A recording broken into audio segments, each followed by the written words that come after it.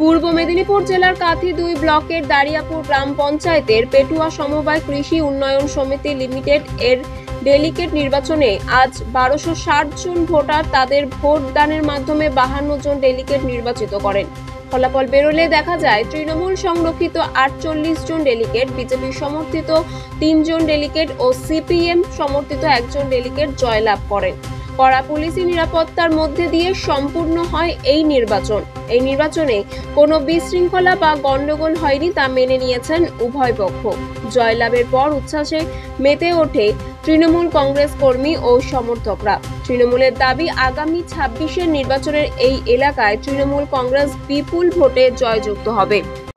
গত লোকসভা বা বিধানসভাতে আমাদের দারিয়াপুর অঞ্চলে সাধারণ মানুষকে ভুল বোঝানো হয়েছিল, তাই এখানে মানুষ ভুল বুঝে বিভ্রান্তি হয়ে গেছিল, তার জন্য ভোটটা সঠিক জায়গায় নির্বাচন করতে পারেননি।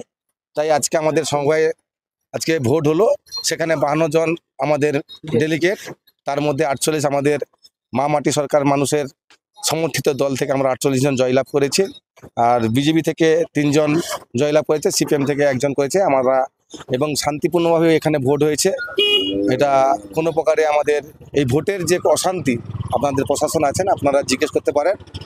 তাই আজ আমরা এই জয়টা আমাদের আগামী দিনের বিধানসভায় যিনি প্রার্থী হবেন বা আমরা দলীয় যারা সমর্থক আছি, আমাদের সামনে এক্ষুনি উপস্থিত হয়েছেন আমাদের এই দেশপ্রাণ ব্লকের চেয়ারম্যান আমাদের সম্মানীয় অমলেন্দু জানা মহাশয়, উনি আছেন। ওনার নেতৃত্বে বা আমাদের সবার নেতৃত্বে আমরা এই দলকে শক্ত এবং মজবুত করতে চাই। তাই আগামী বিধানসভা 2026-এর বিধানসভায় দারিয়াপুর অঞ্চল থেকে আমরা বিপুলভাবে ভোট দিয়ে জয়যুক্ত করাব। দাদা, আপনার নাম? বিজয় কৃষ্ণ সিট।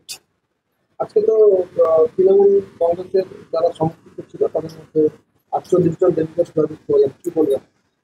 48 জন আমাদের তৃণমূল থেকে জয়ী হয়েছে এবং 4 জন বিরোধী শিবিরে জিতেছে, এবং আমাদের এখানে 1260 ভোটার, 8টা বুথ।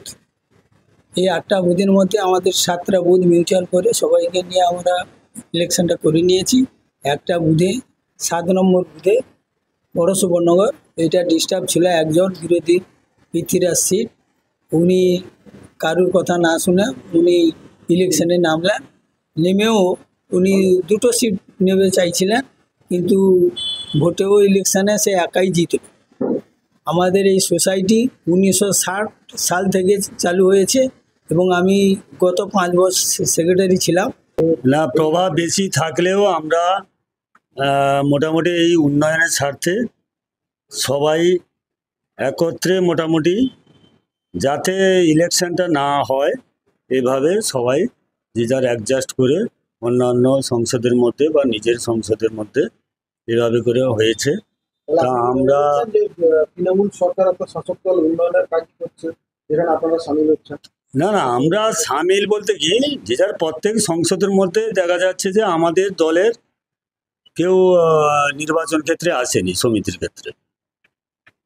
না, এবারে আমাদের যে হরিপুর সংসদের মধ্যে যেহেতু আমি মেম্বার আছি, সেই বিধায় আমি দিয়েছিলাম আমাদের 6 জনের মধ্যে 3 জন আমাদের ডেলিগেট বিজেপি।